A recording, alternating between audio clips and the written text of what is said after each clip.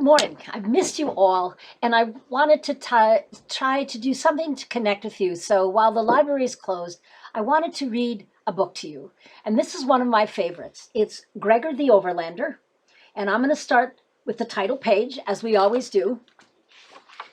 It's called Gregor the Overlander. It's by Susan Collins, who also wrote The Hunger Games. And I'm going to start with chapter 1. Chapter 1. Gregor had pressed his forehead against the screen for so long he could feel a pattern of tiny checks above his eyebrows. He ran his fingers over the bumps and resisted the impulse to let out a primal caveman scream. It was building up in his chest, that long guttural howl reserved for real emergencies, like you run into a saber tiger without your club, or your fire went out during the Ice Age, or you're sitting home with a coronavirus isolation in place. He even went so far as to open his mouth and take a deep breath before he banged his head back into the screen with a quiet sound of frustration. Ah! What was the point anyway? It wouldn't change one thing. Not the heat, not the boredom, not the endless space of summer laid out before him. He considered waking up Boots, his 2-year-old sister, just for a little distraction. But he let her sleep. At least she was cool in the air-conditioned bedroom she shared with their 7-year-old sister Lizzie and their grandma. It was the only air-conditioned room in the apartment. On really hot nights, Gregor and his mother could spread quilts on the floor to sleep. But with 5 in the room, it wasn't cool, it was just lukewarm. Gregor got an ice cube from the freezer and rubbed it on his face. He stared out at the courtyard where a stray dog sniffed around an overflowing trash can. The dog set its paws on the rim, tipping the can and sending the garbage across the sidewalk. Gregor caught a glimpse of a couple of shadowy shapes scurrying along the wall and grimaced. Rats. He never really got used to them. Otherwise, the courtyard was deserted. Usually it was full of kids playing ball and jumping rope or swinging around the creaky jungle gym. But this morning, the bus had left for camp, and every kid between the ages of 4 and 14 had been on it, except one. "I'm sorry, baby, you can't go," his mother had told him a few weeks ago. And she really had been sorry, too. He could tell by the look on her face. "Someone has to watch Boots while I'm at work, and we both know your grandma can't handle it anymore." Of course he knew it. For the last year, his grandma had been slipping in and out of reality. One minute she was clear as a bell, and the next she was calling him Simon. Who was Simon? He had no idea. It would have been different a few years ago.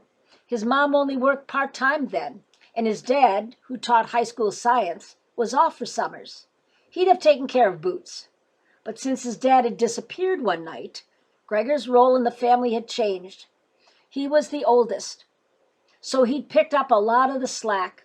Looking after his little sisters was a big part of it. So all Gregor had said was, "That's okay, Mom. Camp's for little kids, anyway." He shrugged to show that at 11, he was past caring about things like camp. But somehow that had made her look sadder. "Do you want Lizzie to stay home with you? Give you some company?" A look of panic had crossed Lizzie's face at that suggestion. She probably would have burst into tears if Gregor hadn't refused the offer. "Nah, let her go. I'll be fine with Boots." So here he was, not fine. Not fine spending the whole summer cooped up with a 2-year-old and his grandma, who thought he was someone named Simon. He heard his grandma call from the bedroom. Gregor shook his head, but he couldn't help smiling a little. "Coming, Grandma," he called back, and crunched down the rest of his ice cube. A golden glow filled the room as the afternoon sunlight tried to force its way through the shades. His grandma lay on the bed, covered by a thin cotton quilt. Every patch on the quilt had come from a dress she had made for herself through the years. In her more lucid minutes, she had talked Gregor through the quilt. "This polka dot dress I wore to my cousin Lucy's graduation when I was 11. This lemon yellow was a Sunday dress, and this white is in actual fact a corner of my wedding dress. I do not lie." This, however, was not a lucid moment. "Simon," she said, her face showing relief at the sight of him, I thought you forgot your lunch pail. You'll get hungry plowing. His grandma had been raised on a farm in Virginia and had come to New York when she married his grandfather. She had never really taken to it. Sometimes Gregor was secretly glad that she could return to that farm in her mind, and a little envious. It wasn't any fun sitting around their apartment all the time. By now the bus would probably be arriving at camp, and Lizzie and the rest of the kids would, "Keiko!" squealed a little voice. A curly head popped over the side of the crib. "Me out!" Boots stuck the soggy end of a stuffed dog's tail in her mouth and reached up both ends to him. Gregor lifted his sister high in the air and blew a loud raspberry on her belly. She giggled and the dog fell to the floor. He set her down to retrieve it. "Take your hat," Grandma said, still somewhere back in Virginia. Gregor took her hand and tried to focus her attention. "You want a cold drink, Grandma? How about a root beer?" She laughed. "A root beer? What is it, my birthday?" "How did you answer something like that?" Gregor gave her hand a squeeze and scooped up Boots. "I'll be right back," he said loudly. His grandma was still laughing to herself. "A root beer," she said, wiping her eyes. In the kitchen, Gregor filled a glass with icy root beer and made Boots a bottle of milk. "Good," she beamed, pressing it to her face. "Yes, nice and cold, Boots," said Gregor.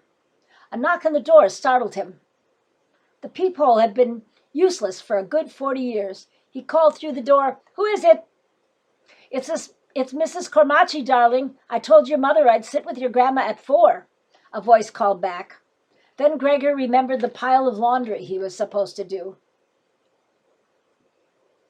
At least he'd get out of the apartment. He opened the door to find Mrs. Cormacci looking wilted in the heat. "Hello, you. Isn't it awful? I tell you, I do not suffer heat gladly." She bustled into the apartment, patted her face with an old bandana. "Oh, you dream. Is that for me?" she said, and before he could answer, she was gulping down the root beer like she'd been lost in the desert. "Sure," Gregor mumbled, heading back to the kitchen to fix another. He didn't really mind Mrs. Cormacci, and today it was almost a relief to see her. Great. Day 1, and I'm looking forward to a trip to the laundry room, Gregor thought.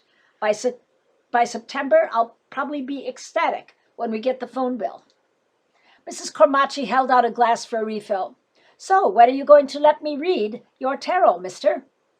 "You know I've got the gift," she said. Mrs. Cormacci posted signs by the mailboxes offering to read tarot cards for people at $10 a shot. "No charge for you," she always told Gregor. He never accepted because he had a sneaking suspicion Mrs. Cormacci would end up asking a lot more questions than he would. Questions he couldn't answer. Questions about his dad. He mumbled something about the laundry and hurried off to collect it. Knowing Mrs. Cormacci, she probably had a deck of tarot cards right in her pocket. Down in the laundry room, Gregor sorted clothes as best he could. Whites, darks, colors. What was he supposed to do with Boots, black and white striped shorts? He tossed them in the darks, feeling sure it was the wrong decision. Most of their clothes were kind of grayish anyway. From age, not bad laundry choices. All Gregor's shorts were just his winter pants cut off at the knees, and he only had a few t-shirts that fit from last year. But what did it matter if he was going to be locked in the apartment all summer? "Ball!" cried Boots in distress. "Ball!" Gregor reached his arm between the dryers and pulled out an old tennis ball Boots had been chasing around. He picked off the dryer lint and tossed it across the room. Boots ran after it like a puppy. What a mess, thought Gregor, laughing a little. What a sticky, crusty, dusty mess.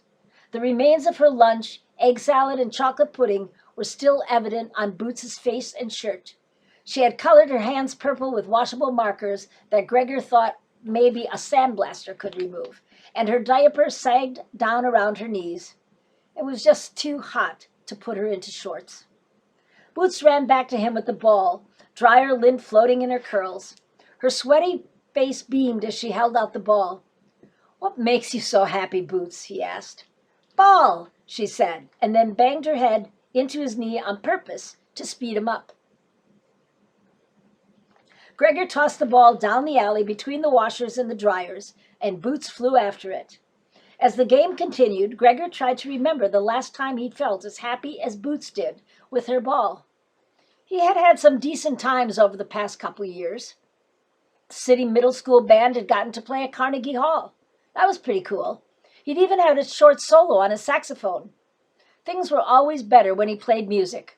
The notes seemed to carry him to a different world altogether. Running track was good too, pushing his body on and on until everything had been drummed out of his mind. But if he was honest with himself, Gregor knew it had been years since he felt real happiness. Exactly 2 years, 7 months, and 13 days. He thought. He didn't try to count, but the numbers automatically tallied up in his head. He had some inner calculator that always knew exactly how long his dad had been gone. Boots could be happy. She wasn't even born when it happened. Lizzie was only 4. But Gregor had been 8 and had missed nothing. Like the frantic calls to the police, who acted almost bored with the fact that his dad had vanished into thin air. Clearly, they'd thought he'd run off. They'd even implied it was with another woman. That just wasn't true. If there was anything Gregor knew, it was that his father loved his mother, and that he loved him and Lizzie, and that he would have loved Boots. But then, how could he have left without a word? Gregor couldn't believe his dad would abandon the family and never look back. Accepted, he whispered to himself. He's dead. A wave of pain swept through him. It wasn't true. It couldn't be true. His dad was coming back because what? Because he wanted it so badly it must be true? Because they needed him? No, thought Gregor. It's because I can feel it. I know he's coming back. The washer spun to a stop, and Gregor piled the clothes into a couple of dryers. And when he gets back, he'll better have a really good explanation for where he's been, muttered Gregor as he slammed the door shut. Like he got bumped on the head and forgot who he was, or he was kidnapped by aliens. Lots of people get kidnapped by aliens on TV. Maybe it could happen. He thought about different possibilities a lot in his head, but they rarely mentioned his dad at home. There was an unspoken agreement that his dad would return. All the neighbors thought he had just taken off. The adults never mentioned it, and neither did most of the kids. About half of them only lived with one parent anyway. Strangers sometimes ask, though. After about a year of trying to explain it, Gregor came up with the story that his parents were divorced and his dad lived in California.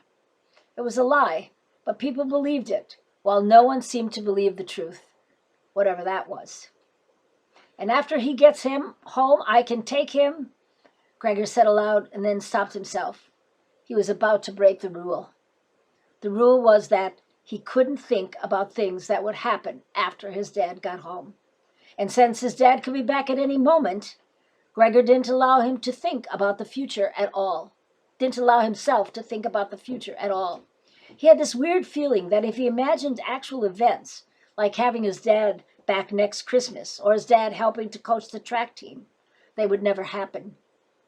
Besides, as happy as some daydream would make him, it only made returning to reality more painful.